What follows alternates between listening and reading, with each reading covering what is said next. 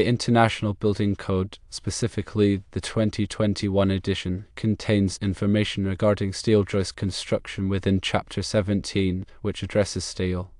Section 1704 is dedicated to structural steel buildings, and within that section, 1704.9 focuses on steel joist construction. The section 1704.91 covers general aspects of steel joist construction. This typically includes the scope of the section, defining what types of steel joists are covered under these provisions and referencing applicable standards for manufacturing and design. It might outline the responsibilities of the various parties involved, such as the engineer of record, the steel joist manufacturer, and the inspector. Section 1704.92 addresses design loads. This is a critical aspect as it dictates the loads that the steel joist must be able to withstand. These loads include dead loads, which are the weight of the structure itself and any permanent fixtures, live loads, which are variable loads due to occupancy, movable objects, and environmental factors, snow loads, which are specific to areas with snowfall, wind loads, which are forces exerted by wind on the structure, seismic loads, which are forces induced by earthquakes, and other loads as applicable, such as collateral loads for suspended ceilings or equipment. The code specifies how these loads should be determined and combined for design purposes. The design must adhere to established engineering principles and consider load combinations as specified in the IBC or reference standards. Section 1704.93 concerns deflections. Deflection refers to the amount of displacement or bending that a steel joist experiences under load. Excessive deflection can lead to serviceability issues such as cracking of finishes, vibrations, and a perception of instability. The code sets limits on the allowable deflection for different loading conditions. These limits are typically expressed as a fraction of the span length, such as L divided by 240 or L divided by 360, where L is the span. The specific deflection limits depend on the type of joist, the type of load, and the intended use of the space. The designer must calculate the deflection of the joist under the specified loads and ensure that it does not exceed the allowable limits. Section 1704.94 discusses bridging. Bridging is a system of horizontal or diagonal bracing that connects adjacent steel joists. Its primary purpose is to provide lateral stability to the joists, preventing them from buckling or twisting under load. Bridging also helps to distribute loads among multiple joists, enhancing the overall structural performance of the system. The code specifies the type, spacing, and connection requirements for bridging. Common types of bridging include horizontal bridging, diagonal bridging, and vertical bridging. The spacing of bridging depends on the span of the joists, the type of load, and the joist manufacturer's recommendations. Connections must be adequately sized and detailed to transfer the loads between the joists and the bridging members. Section 1704.95 covers bearing plates.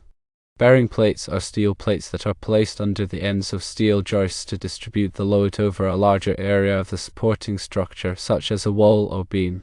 This prevents crushing or excessive stress concentrations in the supporting material. The code specifies the minimum size, thickness, and material requirements for bearing plates. The size of the bearing plate depends on the load being transferred and the allowable bearing pressure of the supporting material. The thickness of the plate must be sufficient to resist bending stresses. The plate must be securely attached to both the joist and the supporting structure to ensure proper load transfer. Section 1704.96 addresses bracing. Bracing refers to a system of members that provide lateral support to the steel joists and prevent them from buckling or swaying. Bracing can be either temporary or permanent. Temporary bracing is used during construction to stabilize the joists until the permanent bracing is installed. Permanent bracing is designed to resist lateral loads and maintain the stability of the joists throughout the life of the structure. The code specifies the type, location, and connection requirements for bracing. Common types of bracing include cross bracing, diagonal bracing, and horizontal bracing.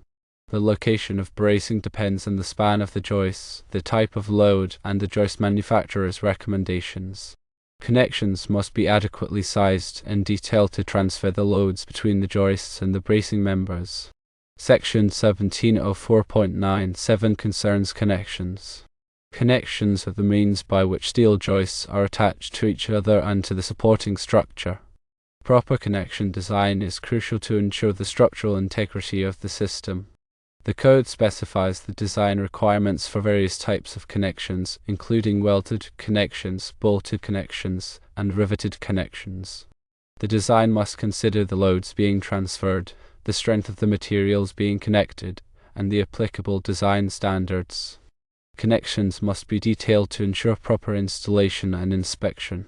Welding must be performed by qualified welders using approved procedures. Bolts must be properly tightened to the specified torque. Section 1704.98 addresses fire protection. Fire protection is essential to protect steel joists from the effects of fire. Steel loses strength at high temperatures, which can lead to structural failure. The code specifies the required fire resistance rating for steel joist construction based on the occupancy and height of the building. Fire resistance can be achieved by various means, including applying fire-resistant coatings, encasing the seal in concrete, or using a suspended sealing system. The fire protection system must be designed and installed to meet the specified fire resistance rating. Inspections are required to verify that the fire protection system has been properly installed. Section 1704.99 discusses special inspections. Special inspections are independent inspections performed by qualified individuals or agencies to verify that the steel joist construction complies with the code and the approved construction documents. The code specifies the types of special inspections that are required, such as inspections of welding, bolting, and fire protection systems. The special inspector must be independent of the contractor and the owner. The special inspector must submit reports to the building official documenting the results of the inspections. Deficiencies must be corrected before the work is approved. These are the main subjects covered by the code and should provide a solid basis for understanding the requirements. Always consult the specific code for your jurisdiction and seek the advice of a qualified professional for any specific design or construction project.